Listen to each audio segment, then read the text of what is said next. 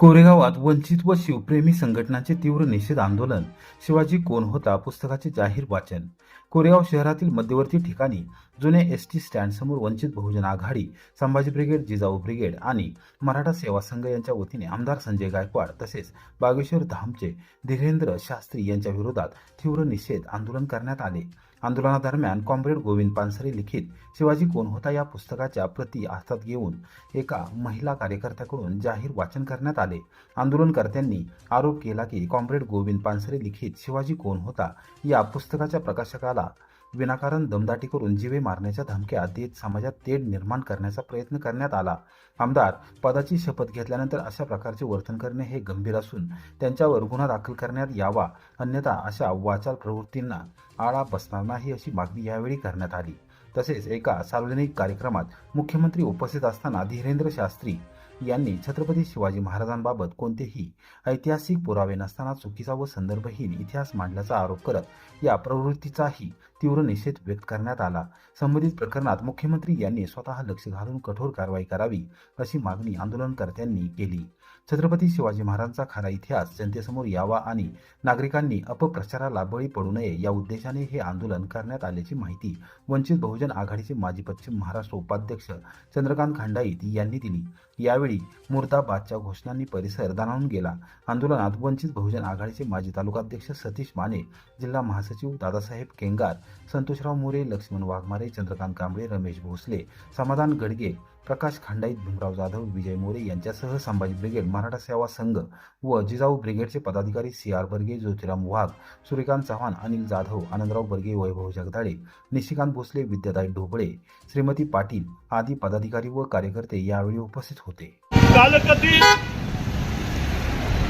Comrade Govind Pansare यांनी छत्रपती शिवरायांचा जो इतिहास ज्या पुस्तकातून प्रकाशित केला आणि ज्या पुस्तकावर काही कारण नसताना लोकांचं चुकीच्या बाजूला लक्ष देण्यासाठी सरकारमध्ये आम्ही बसून काय करतोय हे लोकांच्या निदर्शनास येऊ नये आणि लोकांचं ध्यान भटकावायचं म्हणून या पुस्तकाचा जो प्रकाशक आहे ती प्रकाशकाची काही भूमिका या पुस्तकामध्ये नसते आहे. प्रकाशक हा फक्त छापण्याचं काम करत असतो आणि त्या प्रकाशकाला ज्या पद्धतीनं आमदार संजय गायकवाड यांनी दमदाटी, जीव मारण्याची धमकी शिवराळ भाषेमध्ये जे वक्तव्य केलेलं आहे या वक्तव्याचा आम्ही तीव्र शब्दामध्ये निषेध करतो. एका बाजूला ही प्रक्रिया चालू असताना दुसऱ्या बाजूला काही कारण नसताना धीरेंद्र शास्त्री, बागेश्वर जे स्वतःला बाबा समजतात त्यांनी सुद्धा शिवरायांचा खोटा इतिहास पूर्वीच्या काळामध्ये डोक्याची पगडी उतरवणं म्हणजे जीव जाण्यापेक्षा आत्मसन्मानाची ती गोष्ट होती. असं असताना बागेश्वर बाबा इतिहासामध्ये कुठेही नोंद नसताना छत्रपती शिवरायांनी आपली पगडी काढून माझ्यासमोर ठेवली आणि हे संपूर्ण राज्य तुम्ही चालवावं अशा पद्धतीची विनंती केली. असा खोटा इतिहास बागेश्वर बाबा जाहीर सभेमध्ये करतो. त्या सभेला मुख्यमंत्री प्रमुख पाहुणे असतात आणि अशी जी प्रवृत्ती आहे ही प्रवृत्ती वेळीच घेतली पाहिजे आणि म्हणून खऱ्या अर्थानं आज वंचित बहुजन आघाडी आणि सर्व शिवप्रेमी कार्यकर्ते संघटना यांच्या वतीनं या ठिकाणी आज गोविंद पानसरे यांनी जे पुस्तक लिहिलंय शिवाजी कोण होता या पुस्तकाचं वाचन आज सन्माननीय आमच्या पाटील मॅडम हे या ठिकाणी वाचन करत आहेत. शिवाजी कोण होता पुस्तकाचे रहमतपूरमध्ये सामूहिक वाचन. इतिहासाच्या विचारांना उजाळा. रहमतपूर तालुका कोरेगाव येथील हिंदनगर वाचनालय व ग्रंथालय यांच्या वतीने ज्येष्ठ विचारवंत कॉम्रेड गोविंद पानसरे लिखित शिवाजी कोण होता या महत्त्वपूर्ण पुस्तकाचे सोमवारी सामूहिक वाचन करण्यात आले. या उपक्रमातून छत्रपती शिवाजी महाराजांचे कार्य, त्यांचे प्रगतशील विचार आणि लोककल्याणकारी धोरण यांचे सखोल विवेचन करण्यात आले. पुस्तकातील निवडक भागांचे वाचन करताना उपस्थितांमध्ये इतिहासाविषयीची जाण अधिक दृढ होत असल्याचे चित्र पाहायला मिळाले. रयतेच्या भाजीच्या देठासही धक्का लागता कामा नये हे छत्रपती शिवाजी महाराजांचे धोरण केवळ शब्द नव्हते, तर ती एक जीवनशैली होती. यावर वक्त्यांनी विशेष भर दिला. समता, न्याय आणि माणुसकी हे त्यांच्या विचारांचे केंद्रस्थान असून आजच्या काळातही हे विचार तितकेच प्रेरणादायी असल्याचे नमूद करण्यात आले. या उपक्रमात विद्यार्थी, वाचक वर्ग, ज्येष्ठ नागरिक तसेच स्थानिक ग्रामस्थ उपस्थित होते.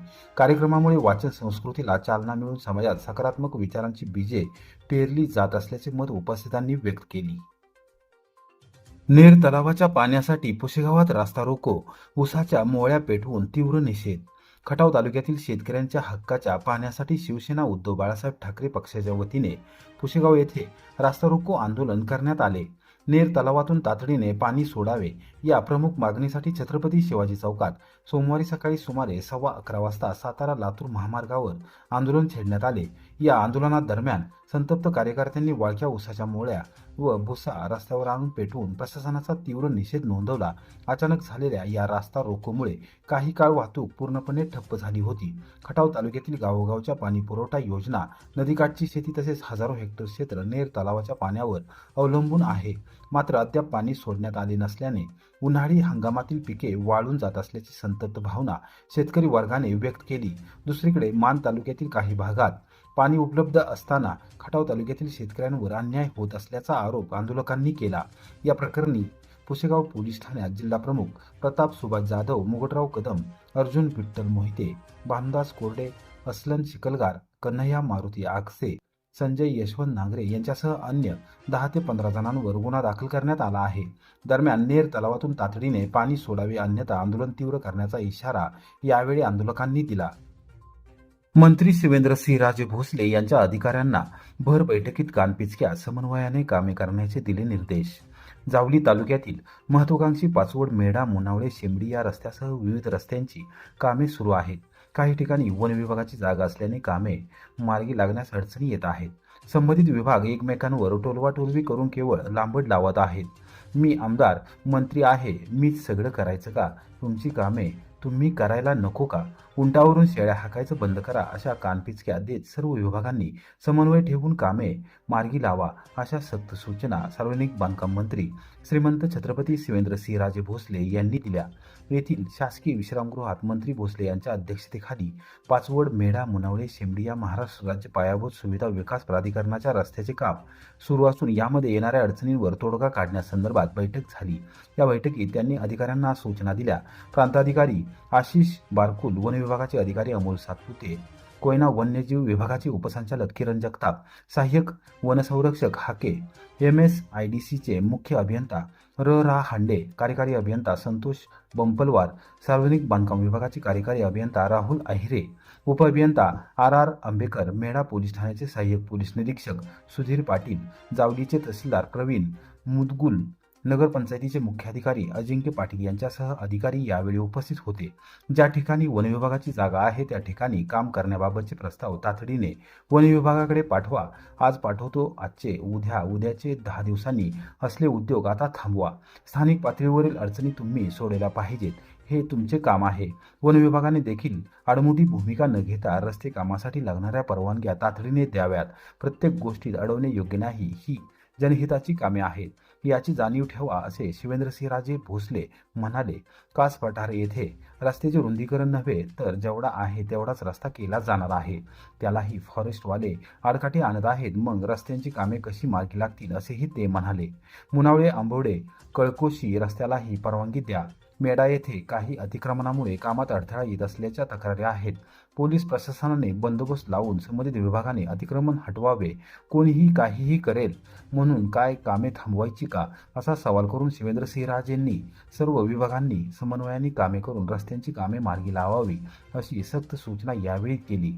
दरम्यान हुमगाव ते बावधन रस्ता मार्गी लावण्यासाठी कोलेवाडी, सोमवर्डी येथे 600 मीटर बोगदा करण्याच्या प्रस्तावावरही चर्चा झाली. तसेच करहर येथील विठ्ठल मंदिर परिसरात भाविक भक्तांसाठी विविध सोयी सुविधा विकसित करण्याचाही आढावा नामदार शिवेंद्रसिंहराजे भोसले यांनी घेतला। यावेळी जिल्हा परिषदेचे सदस्य वसंतराव मानकुंबरे, भाजप मंडल अध्यक्ष संदीप परामणे आदी यावेळी उपस्थित होते। अजिंक्यतारा साखर कारखान्याकडून 213,50,00,000 रुपये ऊस बिल जमा। गाळपास आलेल्या ऊसाला 15 दिवसांच्या आत पेमेंट करणारा एकमेव सहकारी साखर कारखाना अशी ख्याती असलेल्या अजिंक्यतारा सहकारी साखर कारखान्याने सन 2025-26च्या गळीत हंगामात गाळप झालेल्या ऊसाचे संपूर्ण पेमेंट रक्कम रुपये 213,50,00,000 एवढी रक्कम संबंधित शेतकऱ्यांच्या बँक खात्यात जमा केली आहे, अशी माहिती कारखान्याचे चेअरमन यशवंत साळुंखे यांनी दिली। प्रसिद्धीस दिलेल्या पत्रकात साळुंखे यांनी म्हटले आहे की सार्वजनिक बांधकाम मंत्री श्रीमंत छत्रपती शिवेंद्रसिंहराजे भोसले यांच्या मार्गदर्शनाखाली अजिंक्यतारा सहकारी साखर कारखान्याचे कामकाज नियोजनबद्धरित्या सुरू असून ऊस पुरवठादार सभासद शेतकऱ्यांना उच्चतम दर देण्याची परंपरा कारखान्याने कायम जोपासली आहे। सन 2025-26चा गळीत हंगाम दिनांक 3 नोव्हेंबर 2025 रोजी सुरू झाला। दिनांक 26 फेब्रुवारी 2026 रोजी गळीत हंगामाची सांगता झाली। या गळीत हंगामात 6,10,000 मेट्रिक टन ऊसाची गाळप झाली असून 12.74 साखर उतार्याने 6,96,717 एवढ्या साखर पोत्यांचे उत्पादन झाले आहे। कारखान्याने गाळपास येणाऱ्या ऊसाला प्रति टन 3,500 रुपये दर दिला असून गाळप झालेल्या एकूण ऊसांचे होणारे संपूर्ण बिल रक्कम रुपये 213,50,00,000 संबंधित ऊस पुरवठादार शेतकऱ्यांच्या बँक खात्यात जमा करण्यात आली आहे। संबंधित शेतकऱ्यांनी बँकेच्या शाखेत जाऊन ऊस बिल जमा झाल्याची खात्री करावी, असे आवाहन साळुंखे यांनी केले आहे।